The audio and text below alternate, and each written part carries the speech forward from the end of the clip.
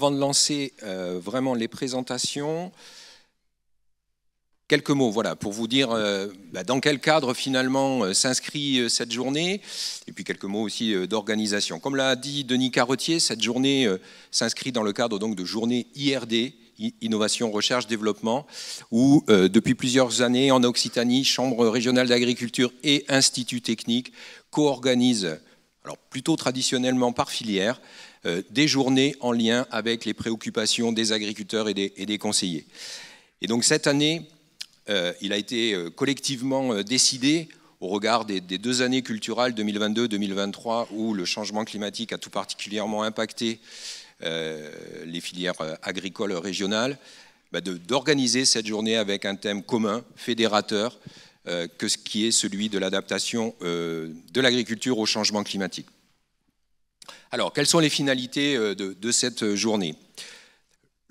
Première finalité, donc fédérer les partenaires de la R&D et diffuser les résultats obtenus en région, notamment en lien avec des thématiques d'intérêt pour l'agriculture régionale.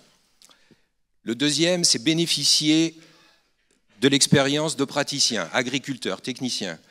Denis Carretier l'a rappelé, un agriculteur sur 10 en Occitanie est engagé dans un groupe, dans un collectif engagé dans la transition agroécologique, collectif innovant, donc plusieurs dispositifs, les GI2E, les groupes 30 000, les groupes défis, les groupes opérationnels du PEI sont des exemples où l'innovation se fait aussi au plus près des exploitations agricoles et que l'on essaye de traduire et de capitaliser dans le cadre de ces journées. Bien sûr, troisième finalité, trouver collectivement des pistes d'amélioration et puis donc ensuite mobiliser l'ensemble des acteurs du conseil en région, mais aussi de l'enseignement et de la formation. Et je pense que le public qui est vous, qui êtes là aujourd'hui, cela traduit finalement cette ambition, puisque voilà, c'est quelques slides là qui vont vous présenter finalement qui sommes-nous aujourd'hui. Donc plus de 440 inscrits, près de 400 participants, 160 structures représentées, ce qui témoigne finalement de l'intérêt de ce sujet. 47 intervenants et animateurs, 4 filières représentées et 9 organismes partenaires, acteurs de l'organisation. Vous le voyez, en termes de participation, vous avez la répartition selon les filières de production, majorité de grandes cultures, mais après on voit qu'on a un équilibre avec les 3 autres filières, élevage, viticulture et arboriculture.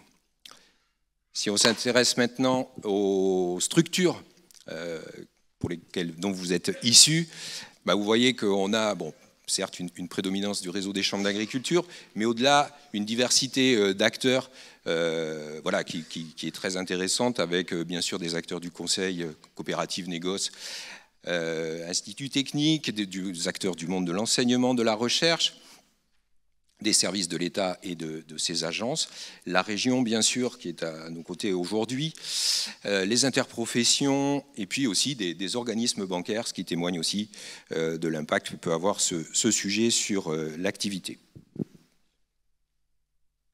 Alors, en termes d'organisation, on est nombreux aujourd'hui, donc nous avons fait le choix de vous proposer de poser vos questions par téléphone, donc vous allez vous munir de vos smartphones, et vous pourrez aussi, via le numéro qui est affiché, poser des questions et les collègues de la Chambre d'agriculture prendront les questions au fur et à mesure et les poseront. Donc on ne donnera pas la parole à la salle, compte tenu du nombre que l'on est aujourd'hui, et pour essayer de respecter le timing.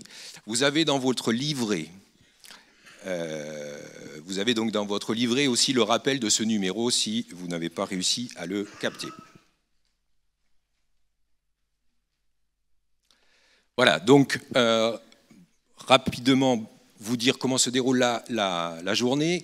Une matinée donc en séance plénière comme on est organisé là, donc avec une série d'interventions, une table ronde où on se questionnera sur les enjeux que représente pour les différentes filières cette question du changement climatique, et donc d'échanger avec les correspondants des instituts techniques en région sur la façon dont cela oriente leurs travaux actuellement.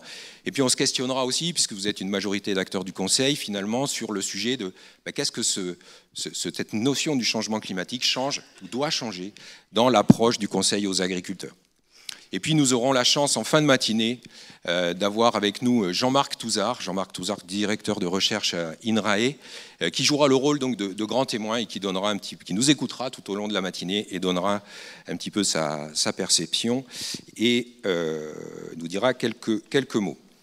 Et donc vous le savez, après cet après-midi, cela se déroulera donc dans différentes salles ici à Diagora, autour de filières. On se réunira donc par filière de production.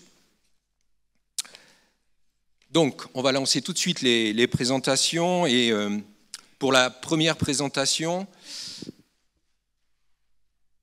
voilà. Donc cette première présentation va nous permettre de prendre finalement la mesure des grands changements, des grandes évolutions du climat qui sont attendus pour notre région.